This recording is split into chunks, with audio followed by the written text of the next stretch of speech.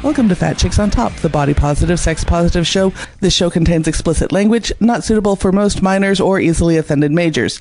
It contains opinionated discussion about politics, race, sex, fat folks, gender, which may not be suitable for conservatives.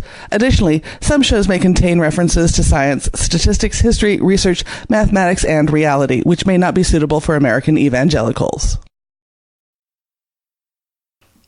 Welcome to Fat Chicks on Top. I'm Auntie Vice. Thank you for indulging me. I have my lovely co-host tonight, Amy Estes. I have wanted to see how awkward I could make eating a banana on stage for years. And then Amy posted about having to try and eat one in 4-minute passing period while teaching junior high. And I'm like, we're eating them on stage together. I will find a way to eat bananas on stage. So yes, Amy is my co-host tonight. She is an amazing comic. She is a very brave woman, and she teaches in junior high. So welcome. Thank you for having me. Eating it in front of you is almost as awkward as, I think it's just what it is. So It is. But delicious. Hey, I believe everybody should eat, and I believe fat chicks should eat on film, because I'm big into destigmatizing. Because when you're bigger, it's hard to eat in public. It's scary to eat. Right? It's scary to eat. So, yeah, we have cookies. We have shortbread cookies tonight. Hi to the YouTube audience. I need to give a special shout out to Stab. Thank you for hosting us again. Woo! It's a great theater. And they're hosting the Sacramento Podfest 2 weekends from now. We are on it. We are on the June 1st at 11 p.m. We will be back here with more guests talking about more lovely things. And special shout out to people who have been supporting me online this week. Alex Jard from the Good Men Project, Cheryl Gann, and the National Coalition for Sexual Freedom. Thank you. You guys are awesome. Tonight's show is all queer women. And, yes. Yeah. We have so many bisexuals, I didn't know if we should have chairs or benches or pillows. So we will get to test how long 3 bisexuals can properly sit in chairs on stage. You get a pass. I do. I can do it all night. Is that? Should ask the other Amy about that. I mean, yeah, I'm sure she'd. Yes. And we can test theories like, do we know what to do with our hands? The other thing I read was that lemon bars are the cookie of the bisexual, which I had no idea about, but I can't be mad at. I don't know. What's the lesbian cookie? I'm just trying to understand why the lemon bar is the cookie of the bisexual. I guess because it's part cookie, part creamy deliciousness. Like, is that it? I don't know. I don't know. I was very confused by all of that. I mean, lemon bars are delicious. What is the cookie of the lesbian? Granola bar. It's definitely vegan. Vegan, gluten-free. Yeah. I think the best lesbian pickup line I ever had is somebody said, I make an amazing tofu scramble for breakfast. You should try it. Wow. I mean, did it work, though? No, because tofu scramble is never amazing. No, it's not.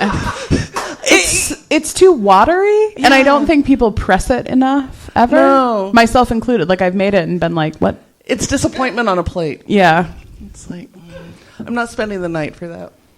God, no. I mean, I'll spend the night for a lot of reasons, don't get me wrong. Right, but that's not the way. Like, if they'd said, like, oh, I make a great, like, eggs Benedict, yes, I would have been on a tofu scramble? No thanks. I don't need to be disappointed twice. Like, that's fine. Speaking of disappointment, you also posted about you had dicks drawn on everything. I did. It is springtime in 8th grade, and gosh, they are popping up all over. The hormones are raging. Yeah, all 4 of my walls got a tiny dick drawing this week, which was my door. When I started at my school this year, there was an enormous dick drawn in it.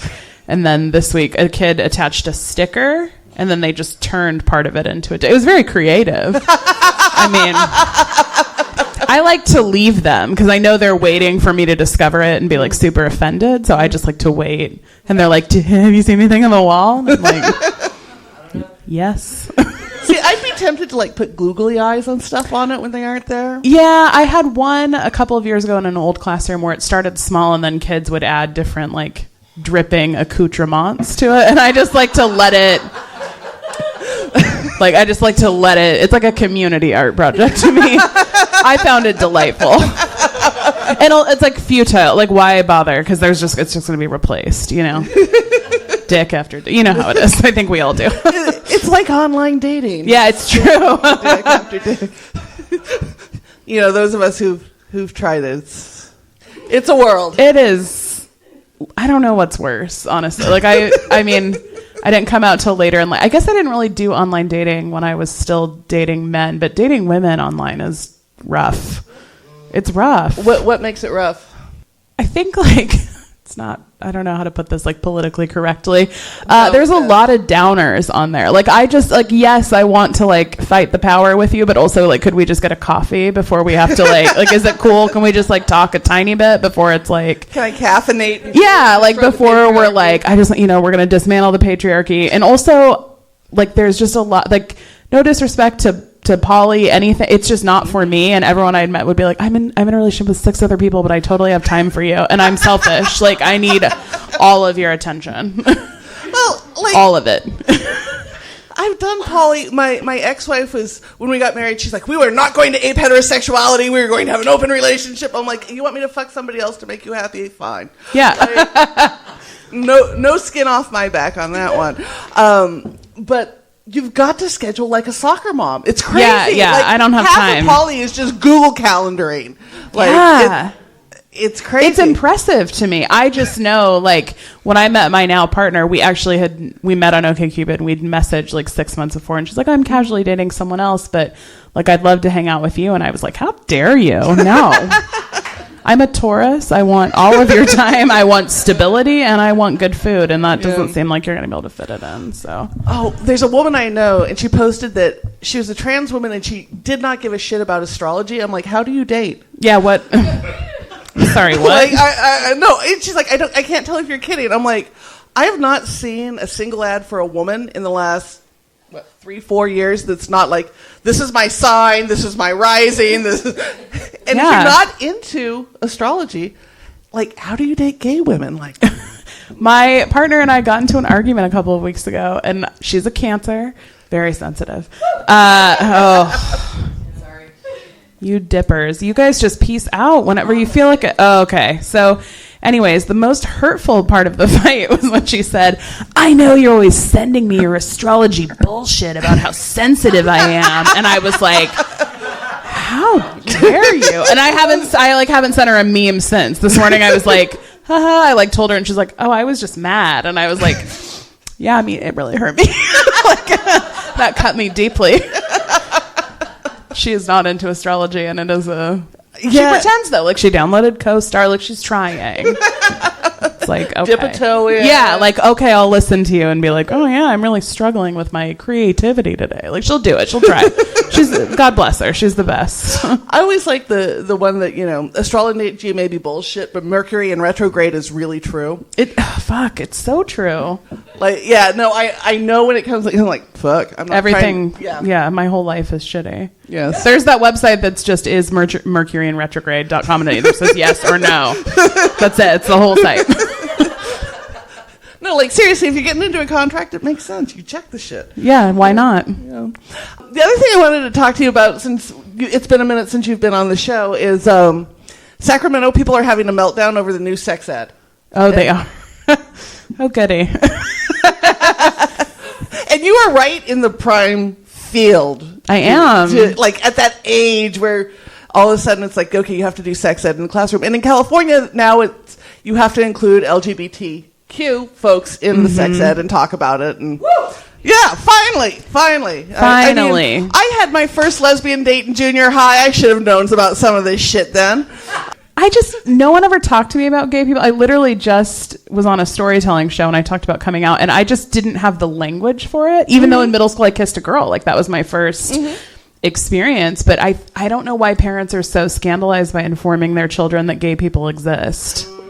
Well, and it's don't you think your kids watch TV and media and don't you think that a lot of those kids are probably gay? I was raised very religiously, and I am so gay. It's painful. Like, I don't, like, I figured it out. Like, that was the thing is, like, nobody, I mean, I just think parents also need to get real about the fact that porn is much more available than it used to be. So please understand that is absolutely what your children are doing at sleepovers and things like that. It just is. I'm sorry. Like, it just is. And I know that's very hard for parents to stomach. As a middle school teacher, it's just always like, my child would never. And I'm like, your child absolutely totally is. My principal, God bless her, she all the time will tell his parents, like, we can work together if you believe me. Like, that's it. If you question everything I tell you, like, we can't, this isn't going to work for us. But, I think that parents need to get very real about the fact that your children will figure it out with or without your help. And also your child knowing that gay people exist at a young age validates it, and it also keeps ignorance and hate from creeping in, because it's not a surprise to them in middle school or high school. They know. Yeah. Well, and there was a study, it came out 4 or 5 years ago now from England. And what they found was the reason kids from like 15 to 22 watch porn is not so much for the porn to get aroused, but they're looking at figuring out how you introduce wanting to have sex with someone. And they're looking for those. Buy them a pizza, get a job in cable. Am I missing some basics? Like, that's it. Well, all of a sudden it made sense that when I'm online and like these 20-something dudes are sending messages, like the second one is boom, dick pic. Like, because if you're learning from porn, it's like, and this will tell you how much porn I watch. Some of you will know the videos. Dude drives up next to some chick in the valley and is like, at a gas station, hey, you want to go back to my place and fuck? And she's like, yeah, that's not a red flag at all. And they go and bang, right? Like, get into his car at Shell and, Burbank and go screw in the valley. And it's like, nobody thinks that's weird. But if that's where you're getting your information on how you date women, all of a sudden it's like, oh, all this shitty behavior finally makes sense, right? Yeah, and I think that, like, you're just empowering kids. And I too, like, I don't get it. Like, why I don't know. I think that it's, visibility is always good. Gay people exist, queer people exist, period. Well, your child knowing about it doesn't damage any. I don't understand. Yeah. Well, and you had the interesting experiences. You were outed at your last school. I was. Went horribly. Did go very poorly. And you decided this year to come out to your class. Yes. How did you do that, and how did that go? I started mid-year at a school, and so when I introduced myself, I said, this is me. Just like every other teacher, like, this is my family, so it's me and my partner and our dogs. And kids did not bat an eye. It was fine. And I will say that the only thing that I noticed was that the number of kids that wore rainbow shit to school and suddenly were very much more comfortable being queer. I'm the Rainbow Club advisor, and I have kids that just stop by to be like, oh, I'm gender questioning, or I'm thinking about this. I have like 20 queer kids or allies in my classroom every week to eat lunch and just talk, and they pay attention to queer media. I learn from them. I learn their terminology. But I think for them, I've had them say to me, like, it's just really nice to not have a Rainbow Club with an ally advisor, but to actually have like a real live queer adult. And parents email me. Like, I've had parents reach out to me and say, like, I'm gay and my kid doesn't want anybody to know, or whatever else. And it's nice. And I think, like, I would have loved, I didn't meet a gay adult till I was like 21. And I would have loved to have known someone in middle school that was just like, yeah, and my life's very boring. I'm a teacher, show up every day. Like, it's very mellow. And so I think it's good for them. And it's been so fun for me. I just love them. That's wonderful. Yeah, I would have loved to have a gay teacher. Instead, I was the gay on campus. No, I was out and I couldn't pass a straight. Yeah. So it was like, I was the beard for so many gay dudes, like at all the dances. Oh. But they dressed so well, it was great. So my pictures all look fabulous from high school, so I'm fine with that. I went to dances with almost exclusively gay dudes. Oh, yeah. And that was all I had crushes. I mean, it all makes sense. Like, I didn't come out till way later, but all of those pieces of my life fit together so well now looking back. And so it's just a privilege, and we have lots of gay books in my class. Kids read and they're like, "Oh, I didn't." It's fun. It's just fun. That's fantastic. Yeah. That's fantastic. Well, we have a great show for you tonight. We've got 3 awesome women here. We have Shahera Hyatt, who is a comic. We've got Sage Fox, who is the first openly trans woman to serve in the U.S. Army. Woo. And then we got Carly DuHain, who's head of Drop Dead Rad. So it's all good. And we will be testing to see how many of them can sit properly on a seat tonight. So, as you came in, we had a bet. There are 5 queer women on this stage tonight. For those of you who know the lesbian community, there is a distinct possibility I have slept with one of them. So I had people bet. So let's see how it turned out. Oh, just one for no way. I think you all think I'm... Yeah. And yes, I will let them out themselves, but yes, you are right. It is a lesbian thing. I don't know. We have very, very small communities, it feels like, even though I know a ton of queer women. Oh, but everyone knows someone. Yeah, and you can't go to a party and not run into somebody that you've dated or slept with. And yes, you are right. You do know you're lesbians. It's congratulations. Unreal. True. I mean, yeah. I was telling Auntie before the show started, my friend and I are starting a podcast, and she and I played on a same kickball league. And one game, there were 9 women I'd interacted with, either dated, had sex with, talked to on OkCupid, and then my current partner. And I was like, oh, hi, hello. Well, and for the first time in literally decades, I'm dating a cis straight guy. And so, right, 3.5 years and going strong. He is, by the way, speaking of junior high, he is DJing a homeschool kids party in Rockland tonight. Which, for those of you who know my man, know that story's going to be so good when he gets home tonight. I'm hella putting it up on YouTube. I just want to see his playlist. Please ask. I mean, I'm sure it's just Taylor Swift, but I want to... like a YMCA for when the kids are feeling wild. We had a bet of how many kids had to be paid off of Craigslist to show up at this thing. Oh, poor buddies. And he's going out as kind of this hipster guy, looking urban in Rockland, and it's Rockland. It'll be interesting when he comes home. As someone who chaperoned many a dance in Rockland and who grew up in Rockland, they're going to be. He's way too cool for them. I'll just tell you now. Not even. Yeah. Okay. So our first guest tonight is Shahera Hyatt. I actually met Shahera when I was a researcher for the state. She is amazing. She runs the Homeless Youth Project. She's an advocate. She's a researcher. She's a comic. She's hysterical. And she's coming to the stage now. Welcome, Shahera.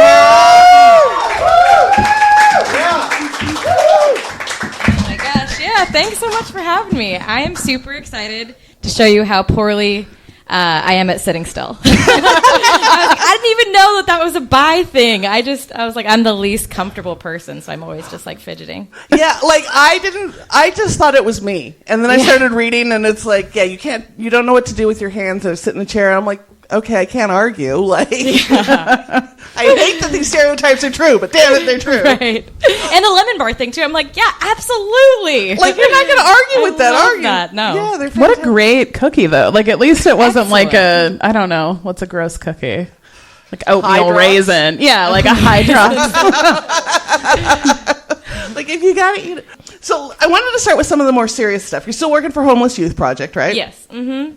Just in general, why do we focus on homeless youth versus the homeless population in general? Are there differences between the groups? Yeah, there's definitely differences between the groups. I mean, I think that a lot of people do focus on homelessness more generally, which we have noticed means that a lot of times youth and young adults get left out of the conversation. So when you're just thinking about homelessness more generally, what it tends to default to is sort of sometimes a single adult, chronically homeless population, the more visible homelessness that we see on the streets.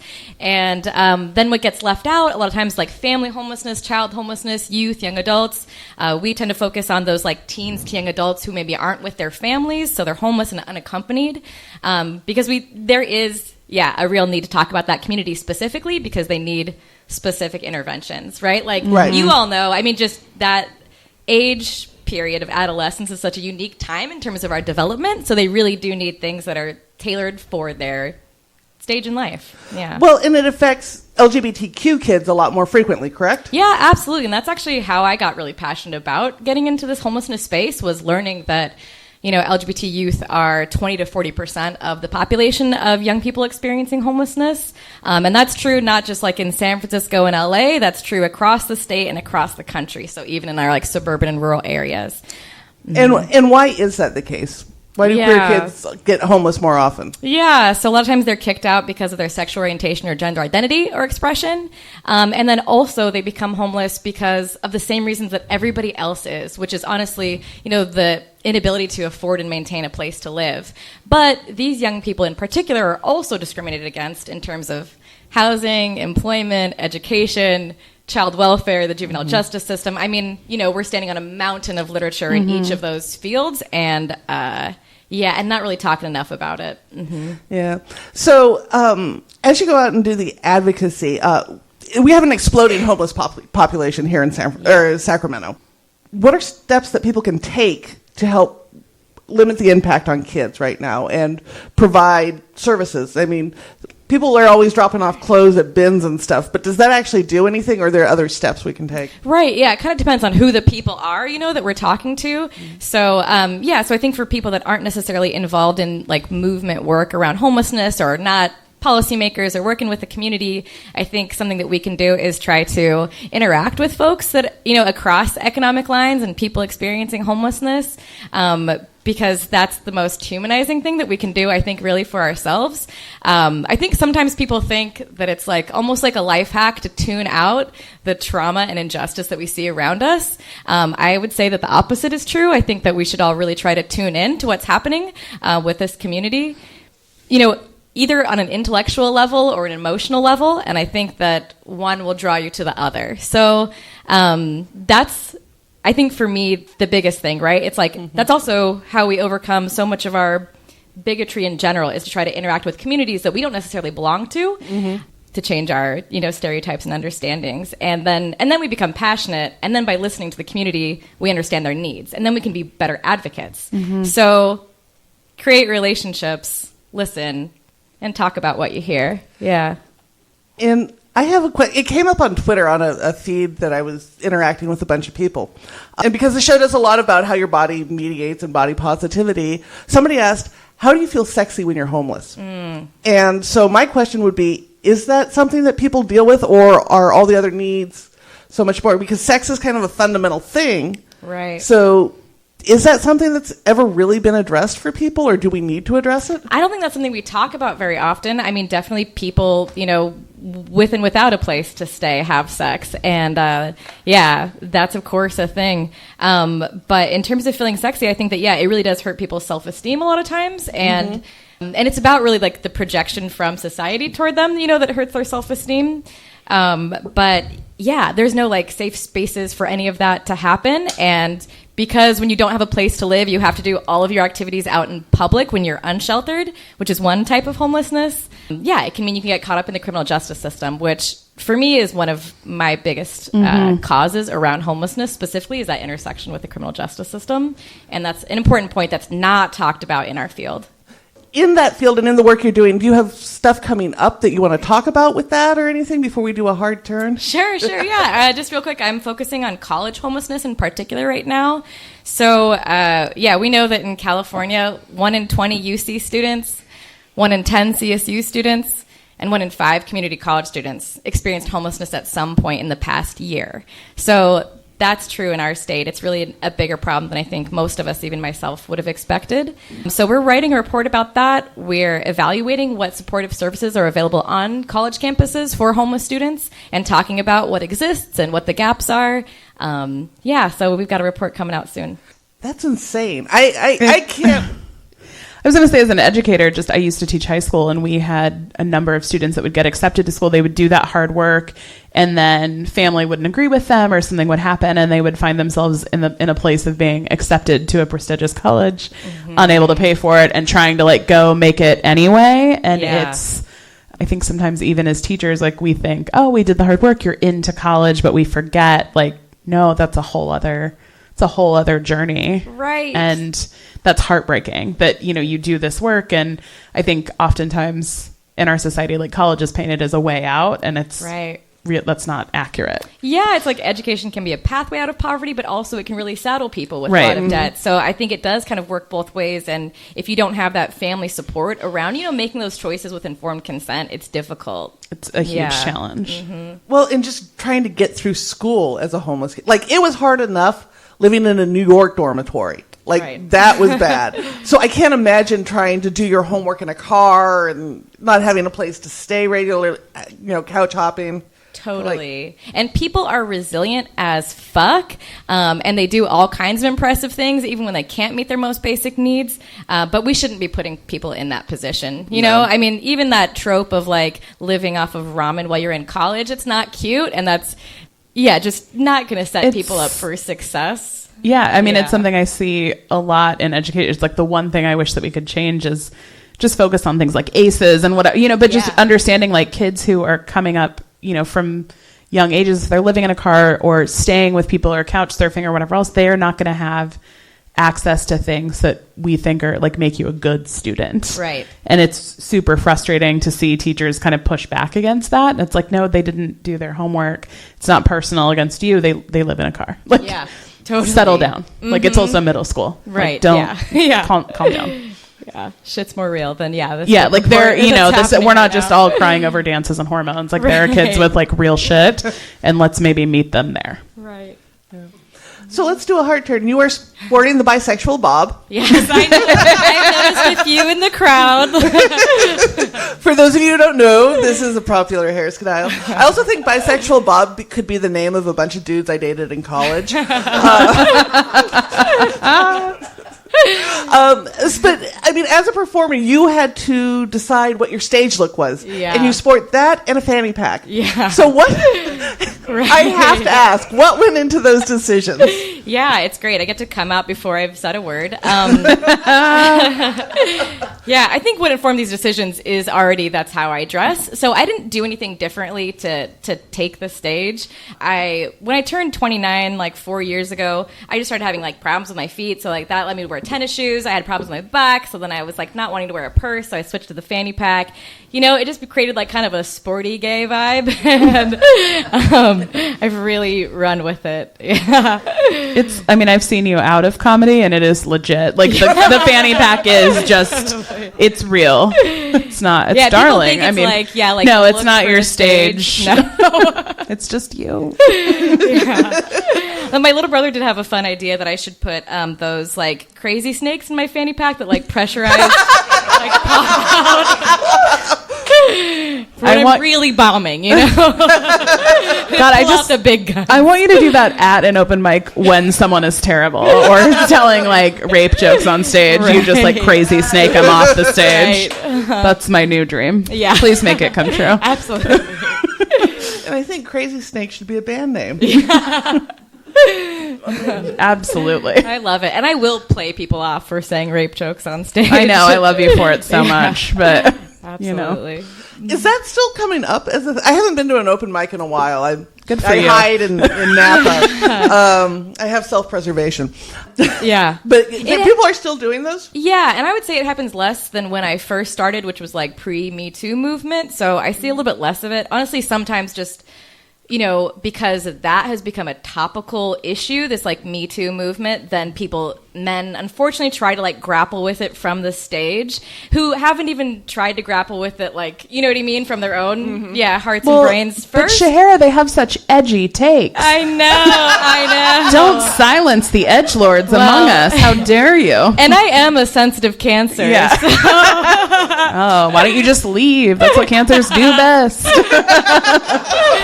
I stick around way past anybody else. Yeah. I mean, whether it's a party or a relationship, I'm like the last one there. Are you? I promise. Yeah.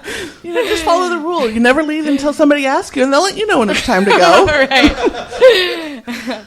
I admire your fortitude in running an open mic regularly. I truly, it's not for the faint of heart. Yeah, well, and I get to like host or co-host two of them. They're both, they're pretty different. One's at the Comedy Spot every Monday night, super fun, 8 p.m. And then the other one is at the Lavender Library, and it's an LGBTQ specific open mic stand-up comedy. It's one of my favorite things that happens all month. It's the second Wednesdays. At 7:30. It's a blast. So you guys both do stand-up and everything else. Yeah. Do you see people grapple with issues that are going on within the gay community? Biphobia, colorism, any of that come up on stage? Again, I've been out of the loop for a minute.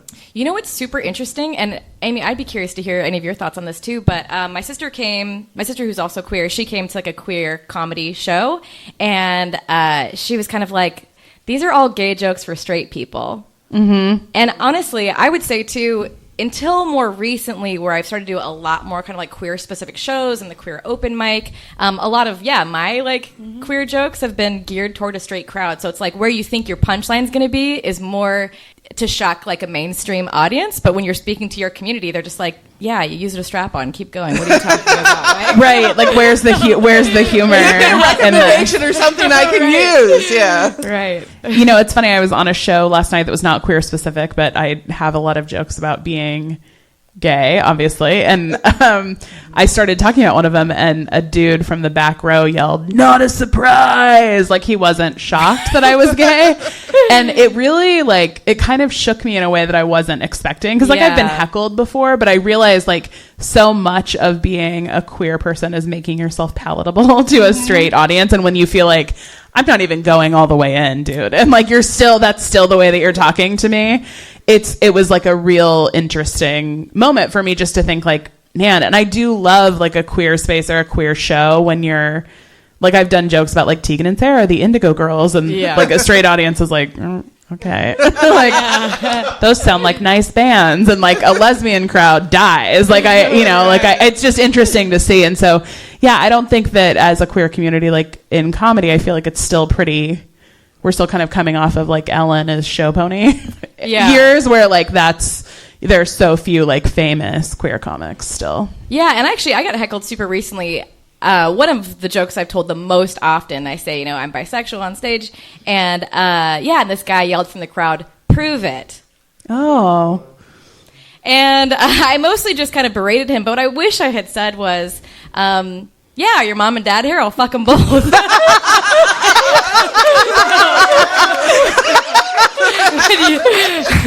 you guys have to benefit. Clearly, this is not a straight audience. God, I like that. That's number one. Now, Crazy Snakes is now dropped to number 2. I'm just letting you know about things I want to see you do on a stage. We're working on my new 5. Yeah. That hot 5 is going to be so good. So how did you move from serious researcher into comedy? Like, that's a step. Yeah. It's a big step. Yeah. I've been doing advocacy around youth homelessness now for almost 10 years. So in September, it'll be 10 years at the California Homeless Youth Project. Which is just hysterical, right? It's absolutely wild. Time has flown. And then I've only been doing comedy now for a little over 3 years. So, yeah, it's something I'd always considered doing. And like so many things, I mean, I'm a lifelong learner. I'll just like take a lot of different types of like adult ed. Like, I don't know, I learn Spanish, like all the time. And so I thought comedy was going to be one of those things that I tried, just like see how it goes. And then like a lot of us, I got fucking obsessed with it. And then, I didn't even move into it with any intentionality, which is something now 3 years in, I'm starting to think about, like, okay, what does it mean for me? The learning and experimentation and performance are my favorite parts, and I'm trying to just stay focused on that stuff. Does it translate over to your other day job? Yeah, okay, so actually really cool.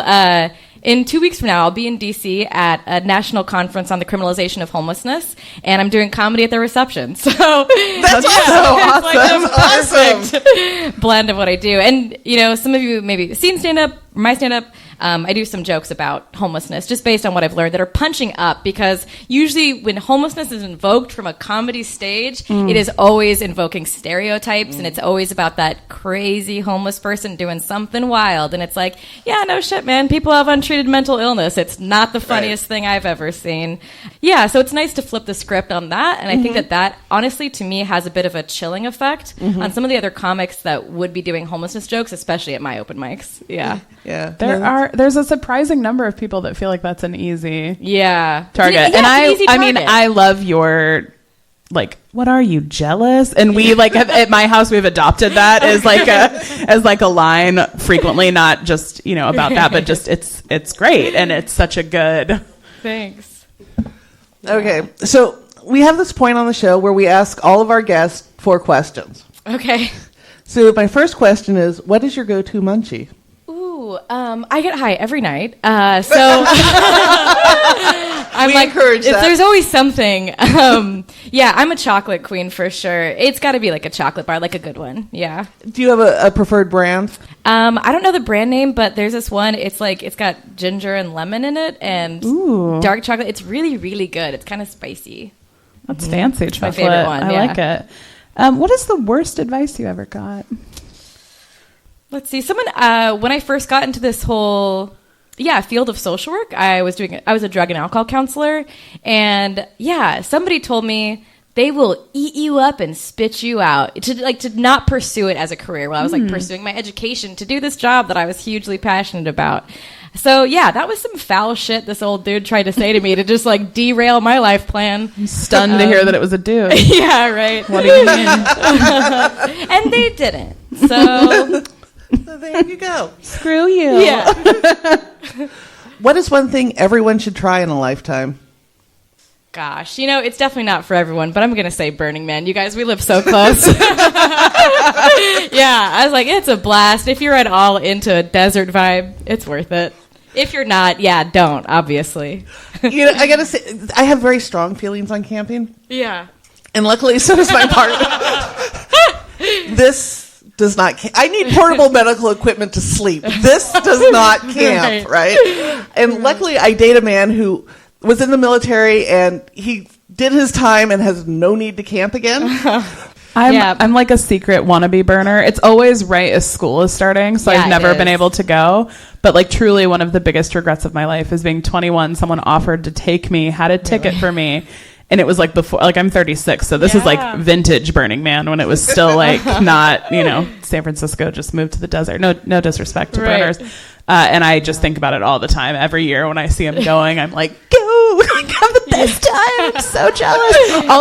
I will go eventually, and I will either love it and like try find my true self, or need to come home after like one night. I don't know which yet. We'll find out, I guess. Yeah. Well, I love the fact we live in an area that now 3 weeks before Burning Man, Orchard Supply and Home Depot are like, do you need to finish your Burning Man statue? We were having sales this weekend. And it's like ad campaigns. Yes. Like I was driving in the car and it's like, Orchard Supply now has, discounts and all your needs for Burning Man. I'm like, how the fuck did this become like corporate takeover? Like I feel like it's time to start a new thing. It's like it does have really like radical queer values, which is really sweet. I mean, it's like a big art party, of course, but there's some depth to it too, which honestly, I mean, it's my dream. Yeah. Someday. Yeah, I believe in you. Yeah. And you got the last question. Oh, yes. What is something that you're grateful for?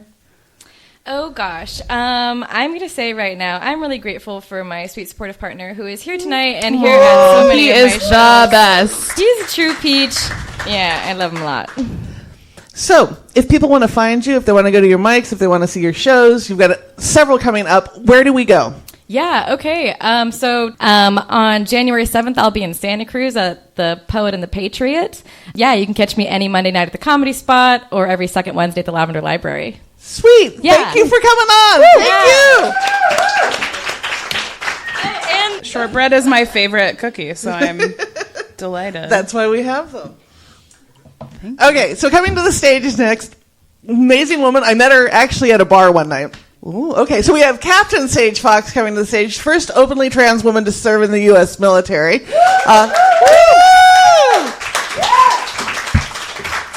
She also is a mom. She's going to graduate school. She's getting her PhD. And she has a ton of new tattoos. And wrestling water. Welcome to the show. Thank you. Woo. So, we obviously have to start. You served as an openly trans woman in the U.S. military. I was the first one to transition in service and be invited to come back and serve openly. And how did you get them to do that? Bribery. No, I threatened with regulations and basically said, look, the DSM had changed at that time. Regulations are based upon the old DSM, not the new DSM. And I said, look, you guys can kick me out. And if you do, I'm going to sue your asses and I'll win. And they ran it up the flagpole to the general staff level. And, of course, one of the attorneys said, well, she's right. And so they let me come back in. That's awesome. And I was a great officer and a great leader. And that was one of the things. So there's all these people saying they deployed with them and how great I was as a leader. Like, well, why not come back and serve? And about 2 weeks later, somebody who was a coward, created some orders for me that I wasn't supposed to get and kicked me out. It's crazy. So you have this interesting period where you're transitioning, and a lot of people I know who've transitioned, you can do it more privately, right? You don't have to do it all at once. You didn't have that capacity. It was very public and very known very early on. How long did it take for you to kind of settle in and get comfortable with yourself again as you move through, living as a man to living as your authentic self?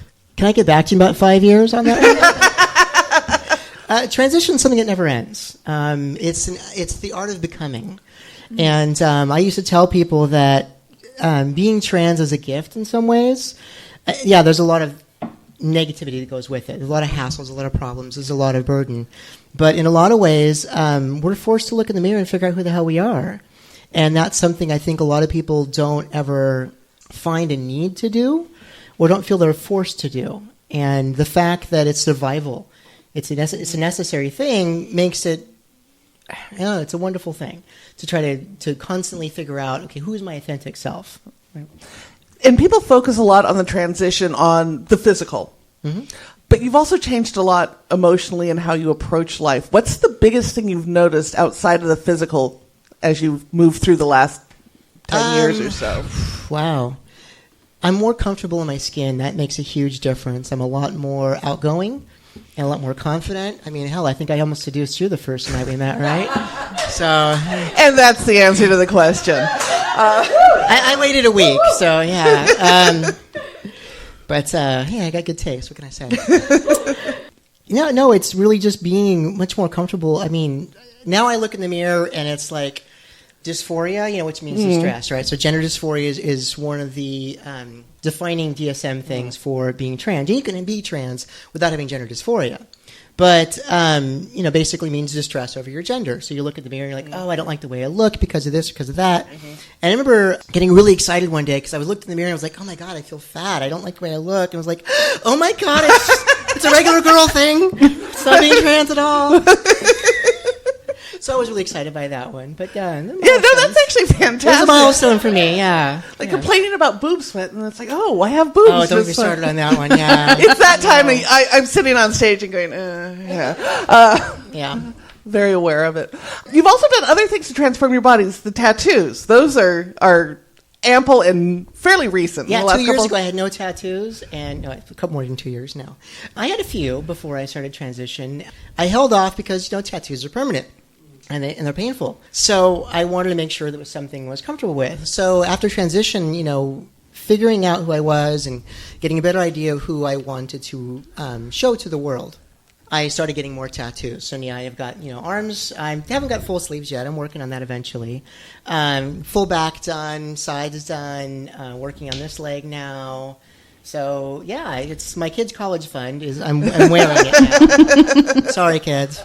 Yeah. Hey, two of them are already past that age. They can pay for it. You just got the other two. Tell that, yeah. Tell it to their other mother. But did the tattoos change the way you look at yourself in the mirror? I don't know. I suppose, yeah. But it's like, I grew up as a redhead, so I have freckles, right? So you learn to look past certain things, and certain things just become, that's what it is. Mm-hmm. And that's how it is with the tattoos now. For the first few months you get when you're like, ooh, that's exciting. You look at that. Look at the great. I get the whole back tattoo, so I used to wear things that showed it off all the time. And now I'm like, I love your tattoo. I was like, yeah, which one? Oh, that one. Yeah, okay. Yeah, I forgot about that. Yeah, no, people have different. For me now, I just want to get naked as much as possible because I have them all over and want to see. But that's true. Everybody has a different reaction. True. Yeah, you have great tattoos too, though. I love your ink. Yeah. We compare artists and stuff. Yeah. We actually have looked at some of the same artists to do our work. Yeah. Do you have any tattoos? Yeah, I have these 4, and then I have one on my foot. And I agree. I think you do learn to look past them, but I also think it's at least for me, they've been defining in terms of how I, absolutely, you know, yeah. they are meaningful. And I think that, and again, every tattoo, I mean, everybody's different on tattoo philosophy. And some people just like, oh, I like the way it looked, and some people have like deep meaning to them. And it's a milestone in their life, or represents something, or it's something, it means something to them. And I had a woman the other day at the farmer's market, and she's like, oh my God, I love your tattoos. What do they all mean? I was like, they have lots of meaning to them. Fuck you. I don't know. yeah, I'm not going to tell you. I have a friend that got tattooed, and she had one that was just really unique, and people would always ask her, like, what does it mean? And she was super defensive about it. And I was like, what is, like, it's public art. Like, what are you thinking? And she was like, I just don't think I owe anybody the backstory for everything. And I didn't think about that until I got this one. It's a tarot card, but it's very meaningful to me. It means, it's important to me. It's like, it feels revealing. Sometimes I think when people ask those questions, like what's... And sometimes I'll tell them, I'll go into long stories about things, and it's very engaging conversation, but like sometimes they'll ask about this one, and like, oh, what is that? Oh, that's Archangel Azrael, it's the angel of death. Conversation just ends right there. Yeah. Man.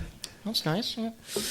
Yes. Yeah. Okay, so we're at that point where I get to ask you 4 questions. Oh, okay. Just 4? All right. Just 4. I mean, we may ask others, but we have the 4 standards. So what's your go-to munchie right now? My go-to munchie has been for a while dark chocolate-covered espresso beans. Ooh. Yeah. They don't get you too buzzed at night? Well, the pot offsets that, so yeah. So you just maintain like a neutral I get space? stoned all the Okay. time. Yeah, that helps. We call that neutral good. Yeah. Balances out, yeah. Okay. What is the worst advice you ever got? So I was working in the Pentagon, right, and I was in my 20s. And I had this colonel tell me, he says, was talking to me about money, because I was flat broke. And living in D.C., with raising kids when you're flat broke just sucks. So I was depressed and with my money, and he goes, so Sage, it's not about how much money you make, it's about how much you spend that determines your success, your financial success in life. So I spent the last 20 years not focusing on making money, but in spending money, and it really hasn't worked out very well so far. Yeah. Well, the kids will screw that up. Kids are not cheap. No, not at all. No. Yeah. Yeah. So speaking of children and spending money, are you guys going on vacation this summer? Burning Man. You guys are going back to Burning? Yeah. I knew you were. Burners. Yeah, girlfriend and I are going to Burning Man. No, my kids are on their own. No, actually, my 2 younger boys are going to Europe for 3 weeks. Nice. Next week, actually. They're Oh, leaving. wow. So, yeah. Nice. But you get to go to Burning Man again. I got to go to Burning Man again, yes. They're definitely one of those experiences. It was a wonderful thing to do. Yeah, you went last year, I right? went last year, yeah. Yeah, it's funny because it kind of brought back, I was a homeless youth myself, one of those homeless queer youths. So I've had a very interesting life, and having been deployed into the Middle East, going to Burning Man kind of felt like coming home. Yeah. In a lot of ways. One, it's very queer friendly, and it's just a great party place, and it's very spiritual and deep. All those things are wonderful, but it's like, well, desert and porta johns. It's good. Yeah. It's solid there. Yeah. And what is one thing everybody should try in a lifetime? Well, I was going to say Burning Man, but that was already taken. Hallucinogens. Yeah. I would actually go with. So, and not just because tripping is great, but and I did a lot when I was younger. But now they're finding all the pharmaceutical aspects of it. Psilocybin relieves depression, long-term effects, could permanently alter your brain, make you more creative. People are doing microdosing now of all these things. So really, it's something that I think people avoided it because of the huge stigma around it, because of this fear and the danger.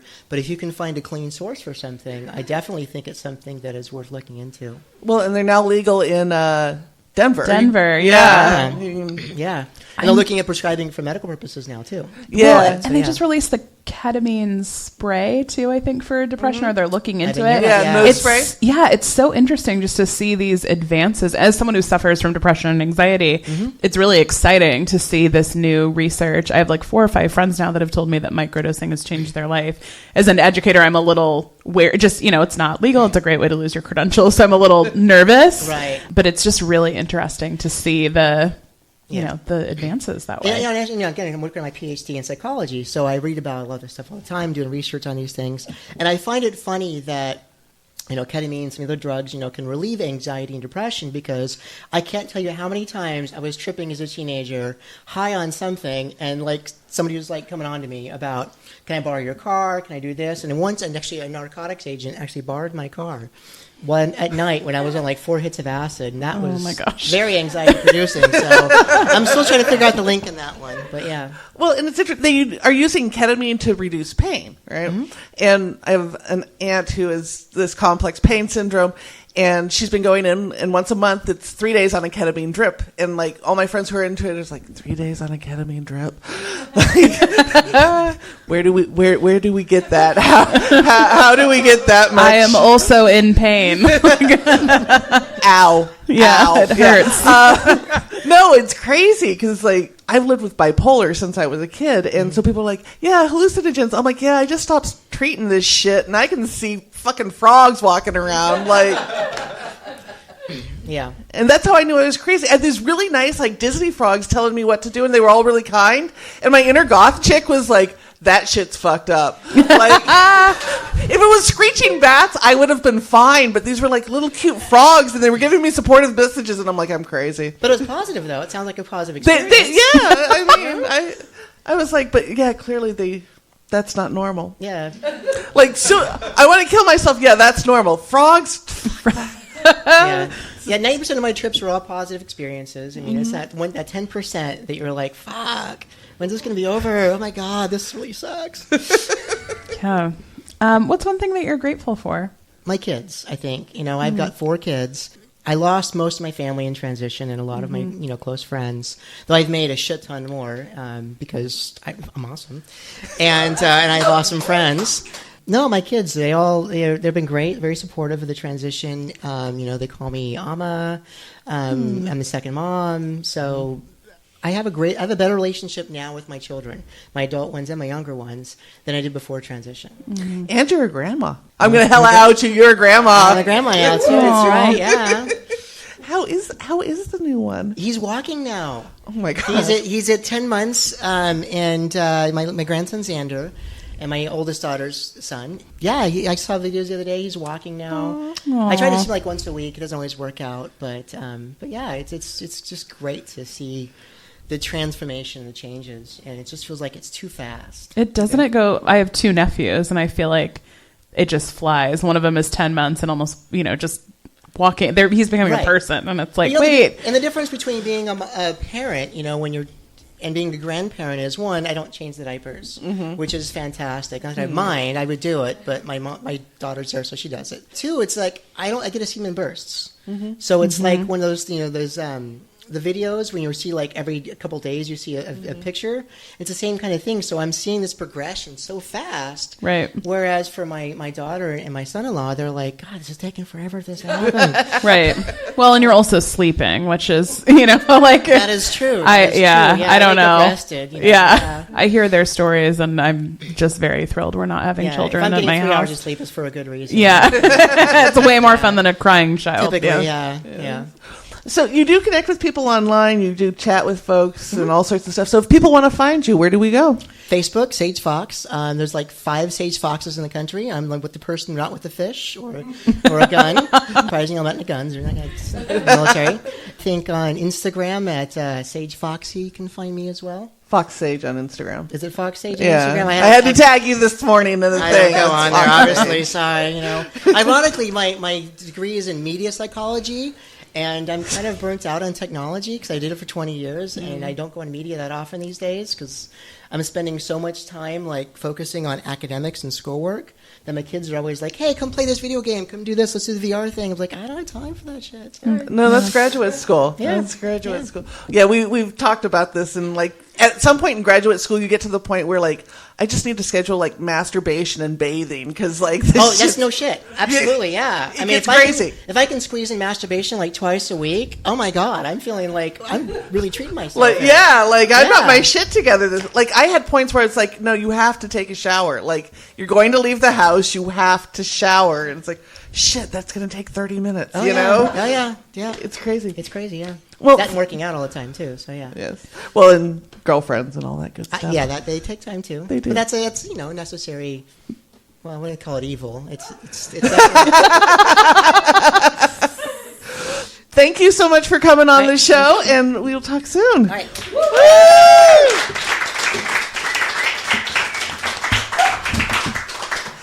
My last guest of the night is the singer, the front woman for Drop Dead Red. I've been trying to get her on the show forever, and when she dropped a video on Facebook a couple months ago, I had to hit her up and see if we could get her on to talk. So welcome to the stage, Miss Carly DuHain. Woo!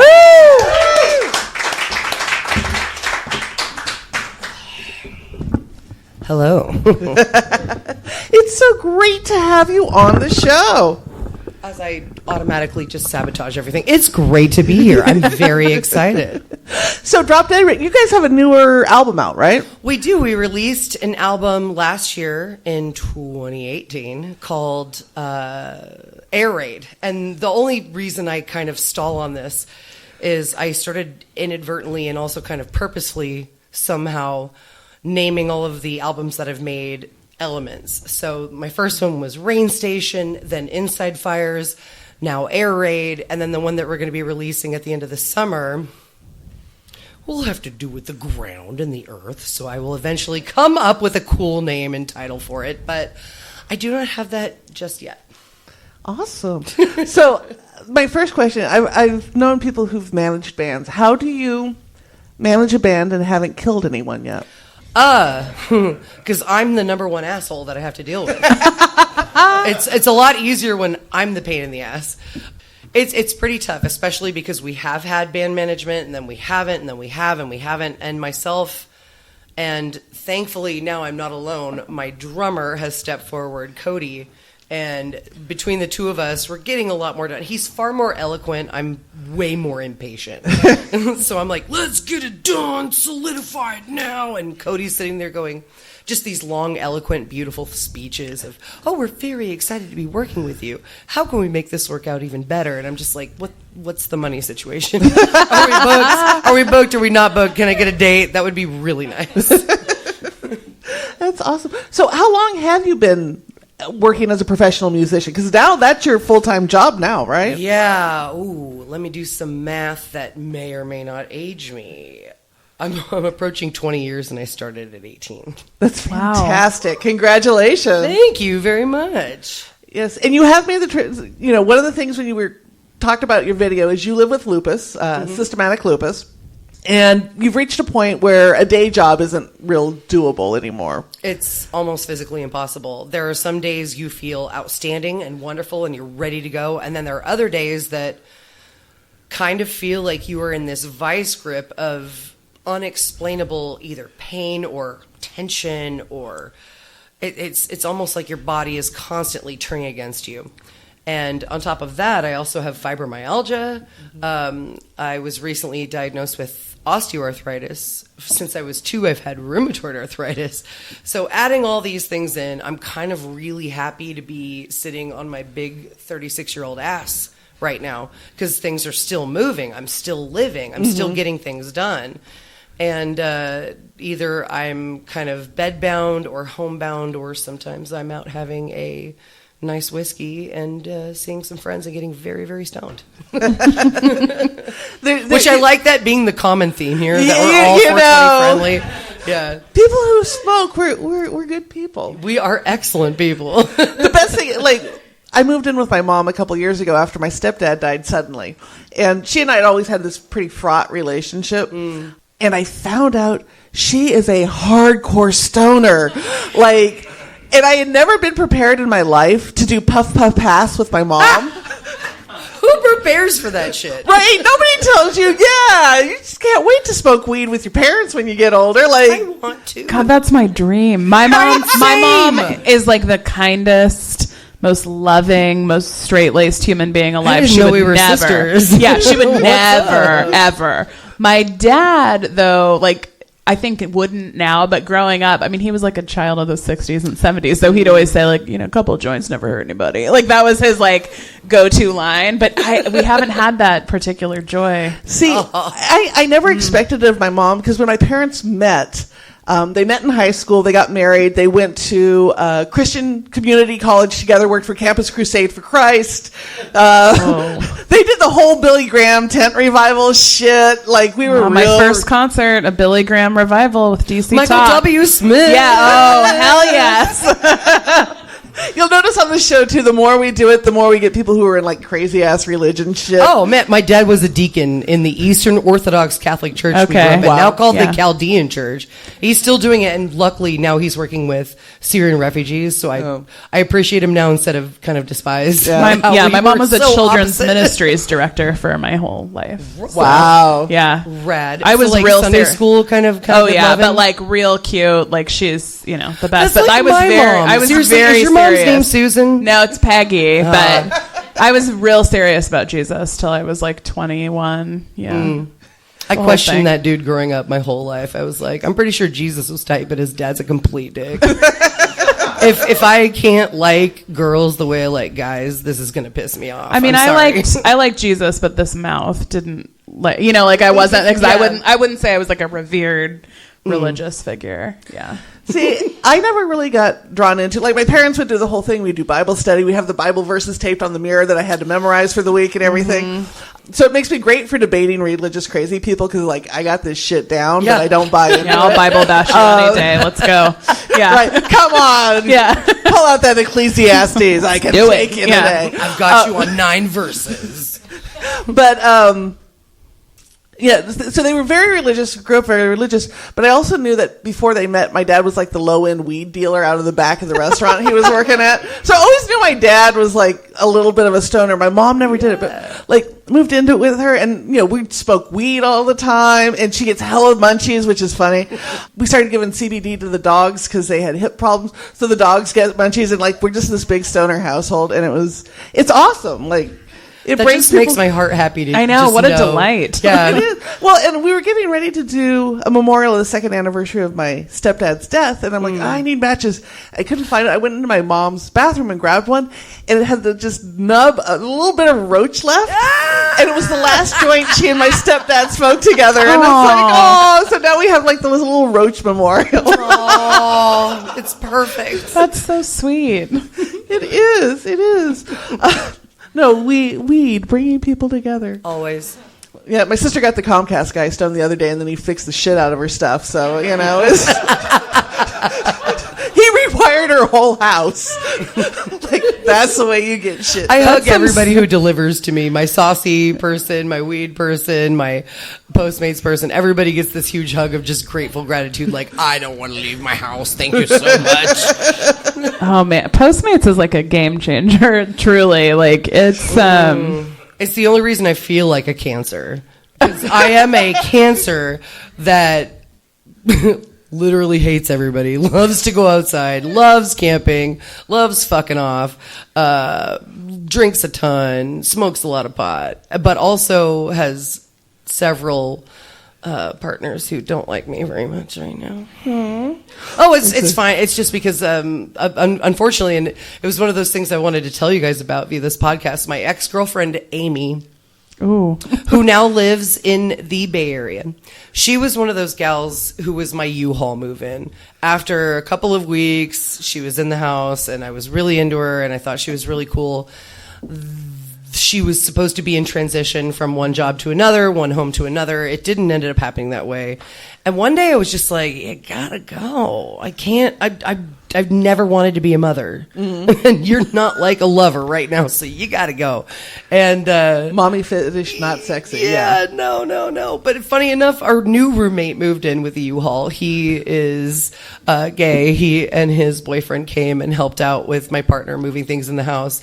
And just seeing that U-Haul sent like tingles down my spine. Like, I remember those days. Oh man, we waited. My partner's name is also Amy, and we waited 4 months to move in together. And smart. Well, but we it's waited so 2 funny. weeks. Our straight friends were like, "God, you guys are moving quickly," and our lesbian friends were like, "This is light years." Yeah, they were like, times. "What? You guys aren't living together yet?" And we were like, "No, we're not." Like, we took, and that, it felt like an eternity, but also we both had like lived alone for a super long time. And so it was like the best thing, but it's just funny to see the difference in, community is like, holy Absolutely. shit.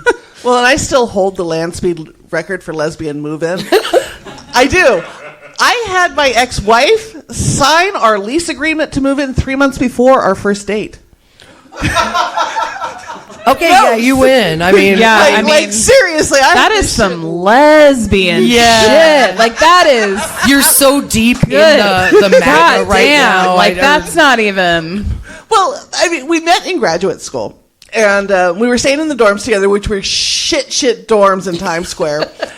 No, seriously, nobody believes me. I have photos. My dorm was 10 feet long and 6 feet wide, and the bathroom was so small I had to step over the toilet to get into the stall shower. Like, the total square footage of the thing was under 100 square feet. That's cruel and unusual. Well, and the only window faced out onto the air shaft that was 6 floors down, so I had no natural light. Like, I am coming from California. I walked into the dorm and we just started crying.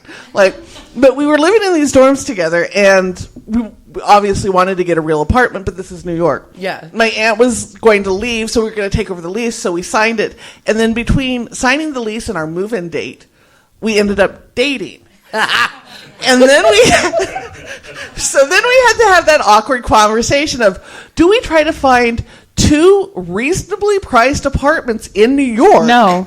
Or do we do Or this do we just ourselves say, fuck it, together? we've dated for 2 weeks and we're moving in together? Like, and it's like, well, fuck the relationship. This is a good deal on an apartment. And it was completely logical, and we were together for 12 years. It makes complete sense. No, I mean, that's the only way to do that, I think. yeah, Like, there's not another solution. You're not going to find 2 reasonably I mean, I would priced- live with someone who murdered my own parents in New York if I found a good deal. Do you know what I It mean? is Like, New- you can't... New York changes standards. Yeah. I It think does. as soon as you're living in New York and you have to find a place to actually solidify, become yourself, and become stable, there go your standards, just like lowering like I an didn't- elevator with no end. I really didn't get it. A couple of years ago, a school was trying to recruit me to come out and teach in New York, and I was really excited about it until they said, oh, yeah, we have a board for people to find roommates. Most people live with like 4 to 6 people, and I was like, are you fucking kidding me? Like, no, I can barely That was live childhood. with... That Yeah, I was enough. can't... I could barely like living with one person. That's too much. It's too much people sometimes. If you want to hate other humans but feel better about your life, there's a website called worstroom.com. Seen and it. it's all the Craigslist ads for the shitty places to live in, like New York, San Francisco. My favorite... It's so good, though. It is. It's so good. My favorite is they have this walk-in closet with 2 twin beds in New York, and the top bunk is $650 and the bottom bunk is $550. Oh my gosh. And you don't get to choose your roommate. They're just filling them. I'm a bottom bunk person, by the way. Me too. I don't see... First off, I've always just imagined the weight of my body just destroying someone. Second, I sleepwalk. I fantasize about that in a good way. Just the Yeah, weight of my me body too. destroying someone. I have looked at this with I really enjoy how your brain works. Yeah, A lot. like, I could damage you with my tits, and this is great. Yeah. Yeah, I like... And the top bunk, you got to go to shit at night. Or Yeah. say you're like me, you're a sleepwalker, sleep talker. That is at least one broken appendage. Yeah, I pee like 19 times a night, and I cannot imagine having to climb a ladder. I almost envision you with a checkboard just marking off the pee times. Like, Yeah. oh, god damn it. I can do it pretty 2:45, much we're without at even like 6. being awake at this point. It's just like, okay, it just happened. You can just night pee. I mean, I so can't like envious of without your night thinking about. I really, yeah, it's really just part of my life. That's a lot of info. You're welcome.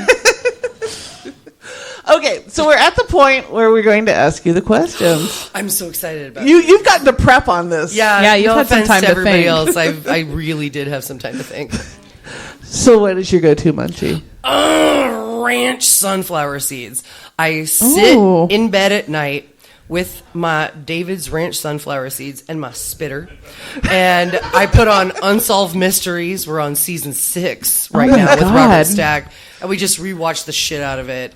And me and those sunflower seeds. I mean, the really sad thing is, even when you have your spitter, whatever, even if you've got a bib on, like a Joe's Crab Shack bib, that shit is getting all over your bed. So imagine sex afterwards, where the next day you're wiping and you're like, I have parts of seeds in my vagina that should not be there.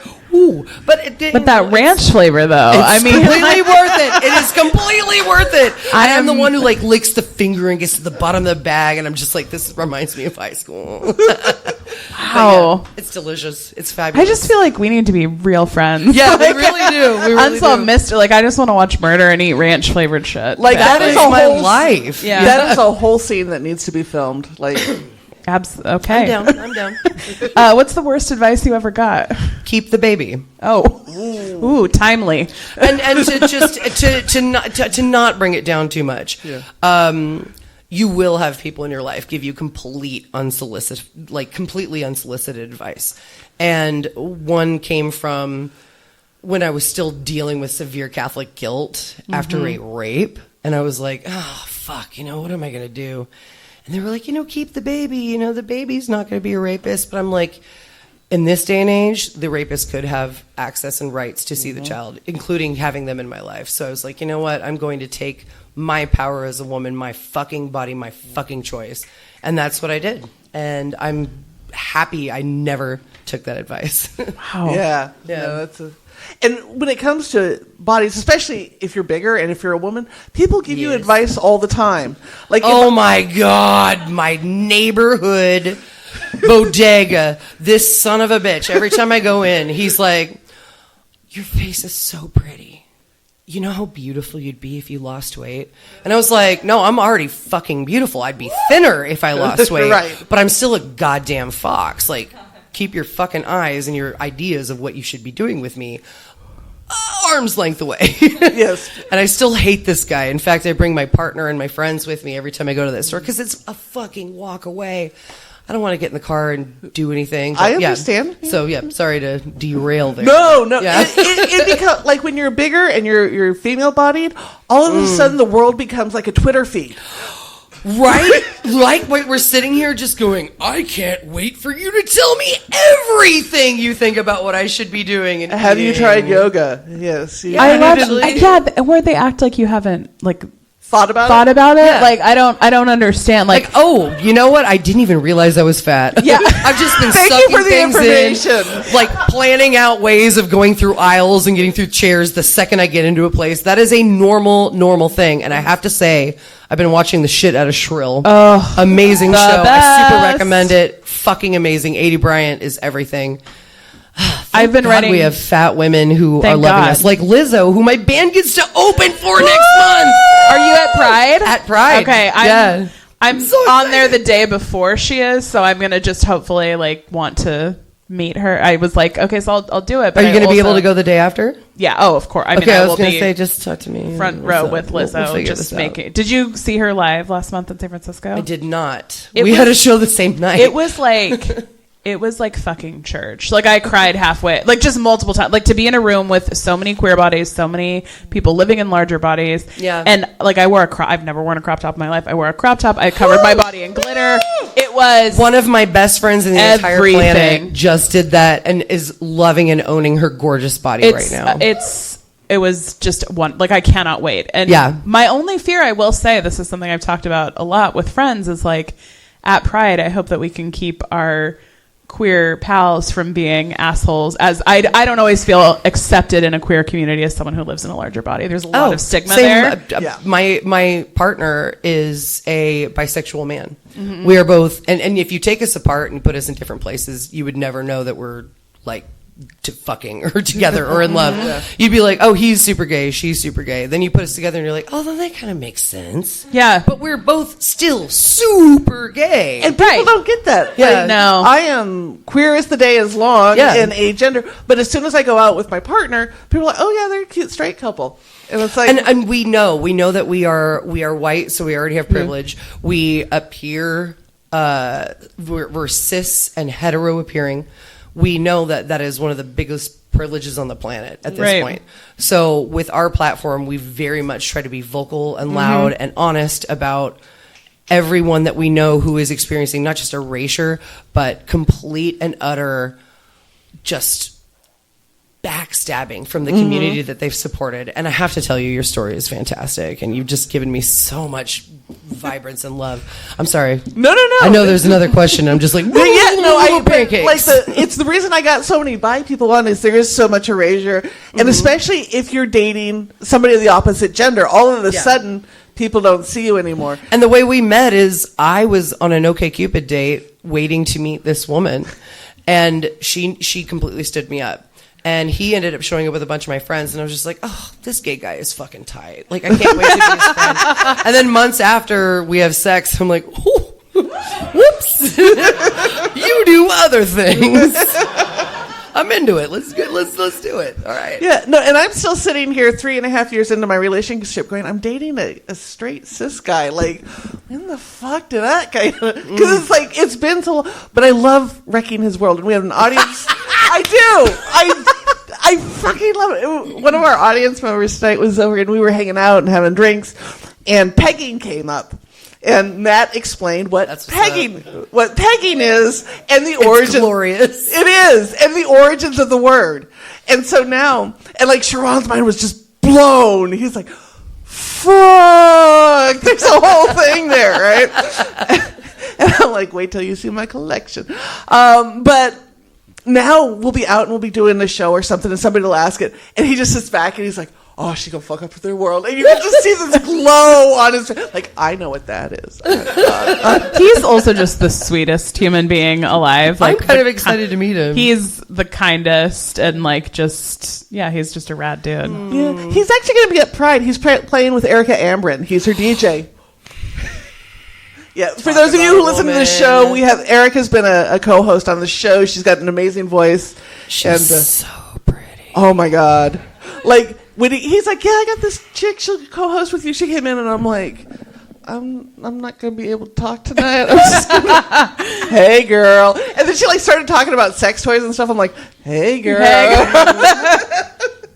Erica Ambrin is amazing. And then she broke out in a cappella and I'm like, I'm in love. I'm like, thanks, Sharon. It's been fun. That 3.5 years is coming to a swift end.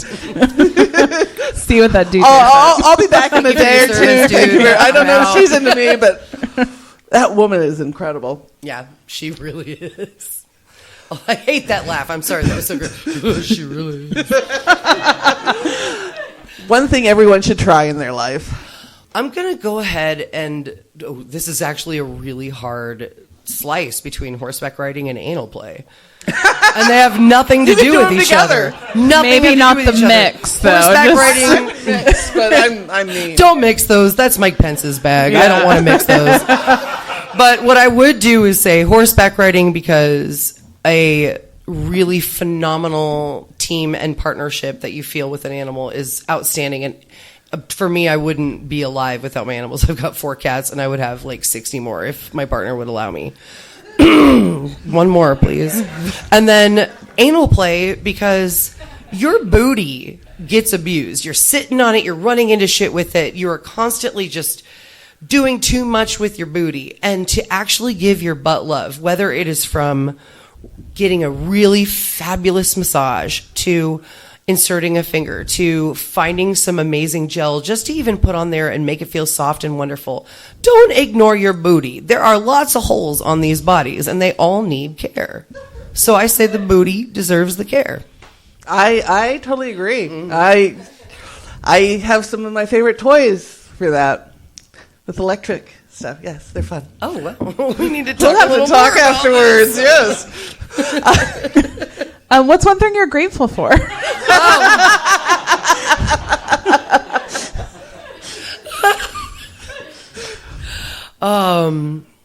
My family finally accepting me. That's great. That's super great. Growing up in a church where my father was the deacon and my mother was very subservient and all of my sisters are straight, and knowing at a pretty young age that I was attracted to women the same way I felt for men, sometimes even more stronger for women. I wrestled so much with how to identify. And I started hinting toward it with my mom and with my younger sister. And they were very cautious to talk with me. But then just recently I've been able to just be completely out. And most of it has come from dating my amazing partner, Alan, who we got married. We just celebrated a year recently. Congratulations. Where we are both still, again, super fucking gay. But we just celebrated a year together as a married partnership because how we have to take care of each other health-wise is incredibly important. But having my family now finally seeing, going, this is who she is. This is who she's always been. All these things that we thought were just weird quirks or her overcompensating, this is who she is. Finally seeing that and feeling it, especially from my dad, the one person I butt heads with. Like, we are both two, like, ankylosauruses or whatever, just like... I love dinosaurs, but I'm probably getting you the wrong dinosaur version here, but having that's definitely by far massive gratefulness. Nice. And if people want to find you, if they want to get your albums, if they want to hear you play, if they want to connect with you on social media, where do we go? Literally at Carly DuHain on everything. It's either at Carly DuHain or at Carly XYZ. My band is called Drop Dead Red. Thank you so much for coming on the show. It's wonderful to finally have you on. I'm stealing this. Please do. Thank you for coming out to Stab. Thank you for supporting the show. Thank you, YouTube people, for tuning in. We are at Fat Chicks on Top on pretty much everything. We have free stickers. We got other swag on your way out. And it was wonderful to see you. We will be back here June 1st at 11 o'clock. Thank you. Woo! Woo!